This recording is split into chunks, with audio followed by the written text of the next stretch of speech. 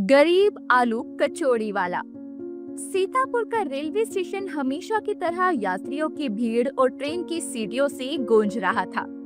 Platform number 1 के बाहर, जहां से शहर की मुख्य सड़क शुरू होती थी, वहां राजू अपनी छोटी सी रेहड़ी पर गर्मा गर्म आलू कचौड़ी बेचा करता। राजू के हाथों में ऐसा हुनर था, जो एक बार उसकी कचौड़ी खा लेता, वो अगली बार स्टेशन पर आते ही सीधा उसकी रेहड़ी पर पहुंच जाता। आलू कचौड़ी खा लो। आलू कचौड़ी गर्मा गर्म, स्वादिष्ट, खस्ता, मसालेदार आलू कचौड़ी। आओ भाइयों, सुबह सुबह ट्रेन में बैठने से पहले नाश्ता कर लो गरम गरम आलू कचौड़ी का, वो भी सिर्फ 20 रुपए प्लेट। वहीं बगल में राजू का भाई विक्रम, जो कि स्वभाव का बड़ा लालची था, छोले भटूरे बेचता था। सगे भाई होने के बाद भी दोनों के बर्ताव में जमीन आसमान जितना अंतर था। राजू जितना ईमानदार था, विक्रम उतना ही बेईमान था। आलू कचौड़ी खा लो। आलू कचौड़ी गर्मा गर्म, मसालेदार, चटपटी आलू कचौड़ी। जल्दी से आलू कचौड़ी तल लेता हूँ, शताब्दी आने का वक्त हो गया है। एकदम से ग्राहकों की भीड़ आने वाली है। तभी स्टेशन पर शताब्दी रुकती है और एकदम से भीड़ राजू के आलू कचौड़ी के ठेले पर आती है। तभी एक बच्चा अपने पापा के साथ आता है और खुशबू सूंघकर बोलता है, पापा पापा, मुझको आलू कचौड़ी खानी है। राजू अंकल के हाथों की आलू कचौड़ी खानी है। जब मैं स्टेशन पर पहुंचा, ये कचौड़ी की खुशबू मेरी नाक से जा ही नहीं रही है। हाँ, दिलाता हूँ, थम जा बेटा। देखा राजू भैया, मेरा बेटा जब जब सीतापुर स्टेशन पर आता है, आपके ठेले पर से बिना आलू कचौड़ी खाए नहीं जाता। आपके हाथों के आलू कचौड़ी का स्वाद इतना अनोखा है भैया कि बच्चे तो बच्चे, बड़े भी उंगलियां चाटते रह जाते हैं। एक प्लेट मुझे भी लगाइएगा, मेरे मुंह में तो देखते ही पानी आ रहा है।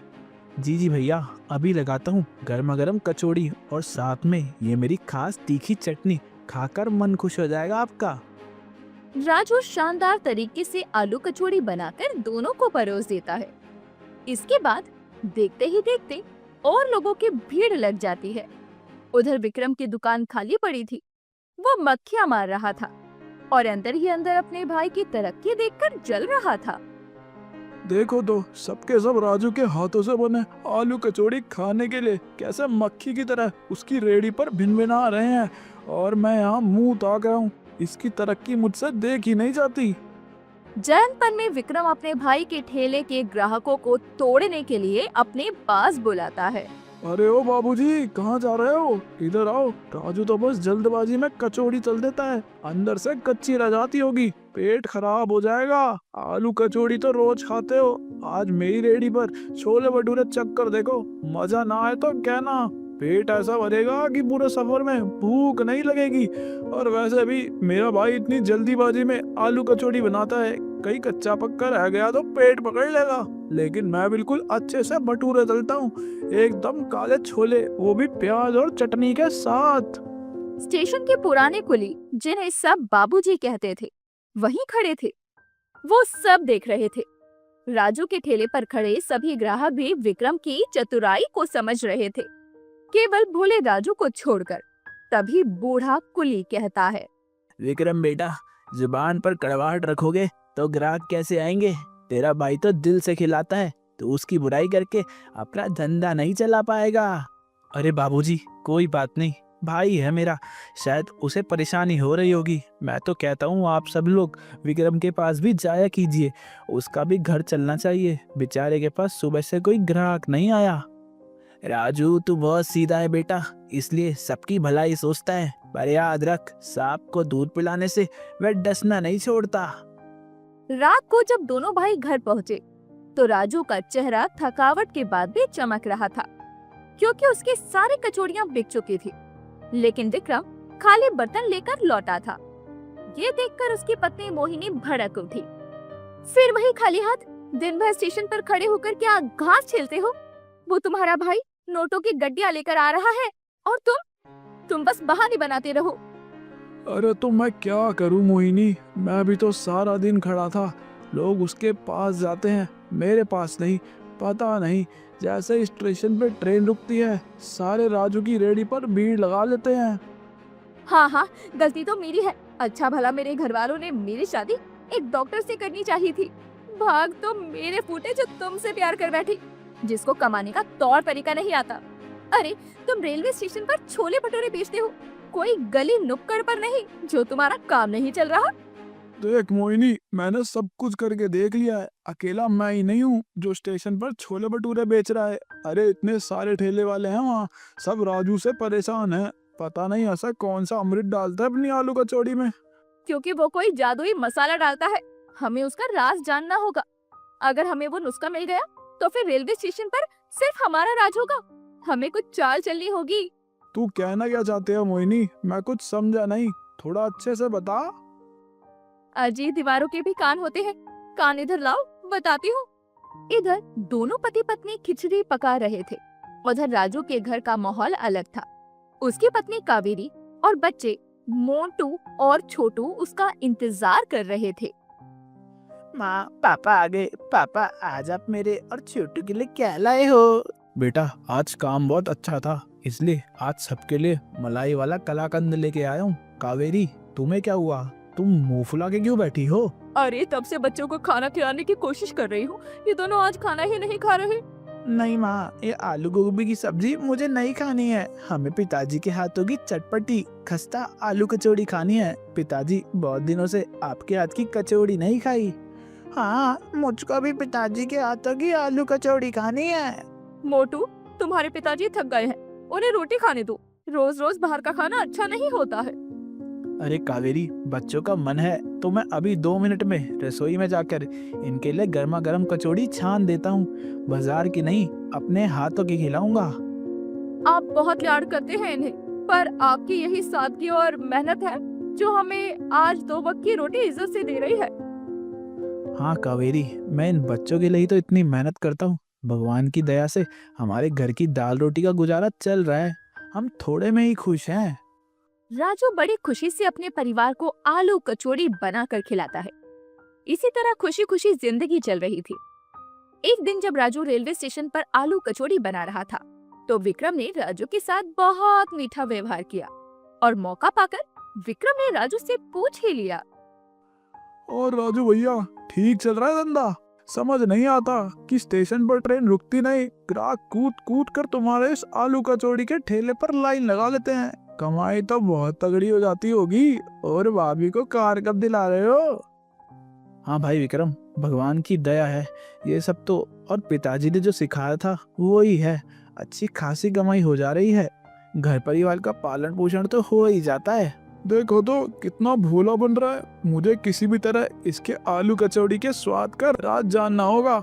बड़े भैया, आपकी कचौड़ी में वो खास बात क्या है? जरा हमें भी तो सिखाओ। कुछ मसाला वसाला है? क्योंकि पूरा स्टेशन पर तुम्हारी कचौड़ी की खुशबू आती है।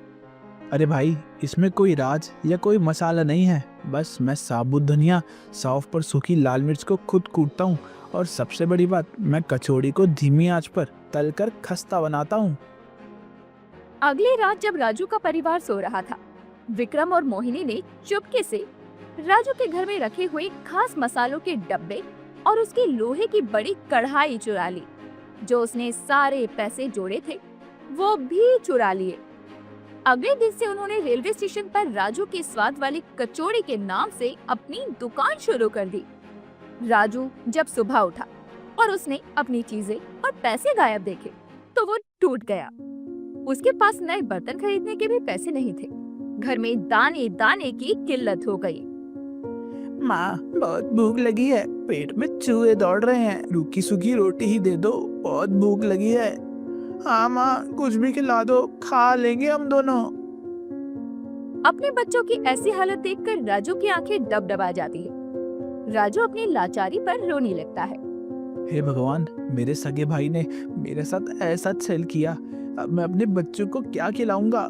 मैं लाचार, उन्हें एक रोटी तक नहीं दे पा रहा। लानत है मुझ पर, मेरे अपने सगे भाई ने मुझसे छल कपट किया है। कावेरी, धैर्य रखिए, हुनर आपके हाथों में है, बर्तनों में नहीं। ये लीजिए मेरे सोने के कंगन, इन्हें गिरवी रख दीजिए और नया सामान ले आइए। नहीं कावेरी, तुम पागल हो गई हो। ये तुम्हारी माँ की आखिरी निशानी है। अरे तुम इसको किसी को भी छूने नहीं देती, और तुम इसे गिरवी रखने के लिए बोल रही हो। इंसान की मेहनत ही उसकी सबसे बड़ी निशानी है। आप फिर से शुरू कीजिए, मेरी माँ भी यही चाहेगी और मुझे आप पर पूरा भरोसा है। आप मेहनत करके इससे दोबारा ले आएंगे। ये लीजिए जी, इसे बेच दीजिए और पैसे ले आइए। नहीं कावेरी, मैं तुम्हारे जेवर नहीं बेच सकता हूँ, और अब मेरे सारे ग्राहक भी विक्रम ने छीन लिए हैं, तो मुझसे आलू कचौड़ी कौन खाएगा? अब मुझे मजदूरी ही करनी पड़ेगी। अजीब, भगवान ने आपको मजदूरी करने के लिए नहीं बनाया है। आप क्यों हिम्मत हार रहे हैं? मुझे आप पर पूरा भरोसा है। बस बात खत्म।